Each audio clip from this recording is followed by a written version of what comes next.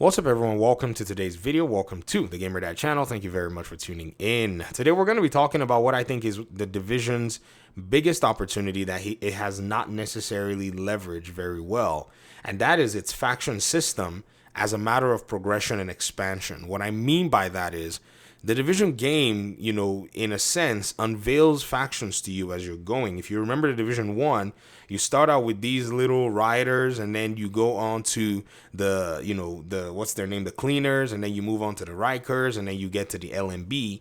And these four factions basically continue to run the entire New York map in different missions and progressions and so on and so forth. It is not until later that they actually unveil one of what I think is the most mysterious factions that they've actually put out in the game till date, which are the Hunters. And it was very interesting to actually see them when we first, got a hold of them in, I think it was Survival, and then I think it was Underground. They were there. They were unpredictable in a sense. In Survival, they are kind of predictable when you try to leave. All that stuff was so cool. I would have thought, at least in my mind, I'm thinking about it now. At the time, I never really thought about it, that they would have continued to unveil more and more factions as, the game progressed.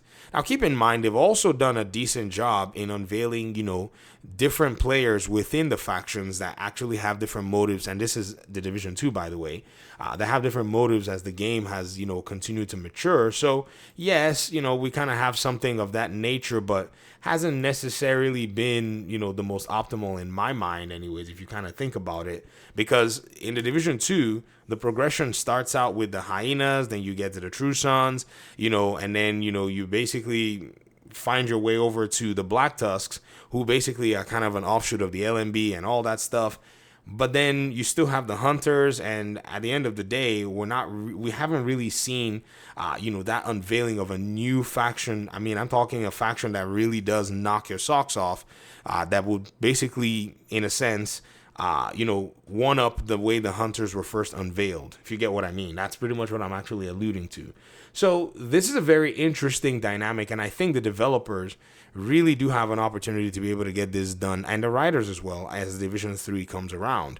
Because yes, there has been a plethora of content dropped in the Division 2. There's no doubt about that, in the PvE aspect anyways. As for PvP, I'm not necessarily certain, what the developers' original plans were. I think they'd always been that they would serve PvE more than PvP, but at the time when I was saying this, a lot of people didn't necessarily believe me. But, I mean, we're seeing the fruits right now with content drops all over the place for PvE. But when they're doing this, I strongly believe that we probably need to start seeing, as the Division 3 comes around, an unveiling of factions. We get the standard few, we get some OGs, show up again possibly, and then potentially open up the door for new factions to be, attributed to the new game and be unveiled as time goes on, and that becomes a piece of the expansion. Because right now, in terms of maps and modes and levels and all this, I strongly believe that they can definitely retcon a lot of the stuff and the material that they already have from Division 1 and Division 2. There's no doubt about that. In fact, they retcon New York and Warlords of New York. Now, yes, they built a separate area, but, it's not going to be against anybody's, I would say, and no one's going to really object if they built a new Division game, built a new city, and then expanded upon the game. And from time to time, they pretty much take us back to some of the experiences that we had experienced in Division 1 and Division 2, making for a really robust game at the end of the day. But anyways, I wanted to go ahead and point this out as, an opportunity that I think the developers can definitely leverage, and I think it was one that was missed.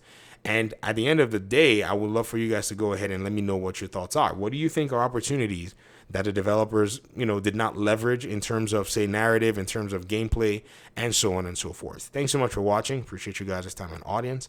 Hopefully we'll talk pretty soon in another one. Peace out.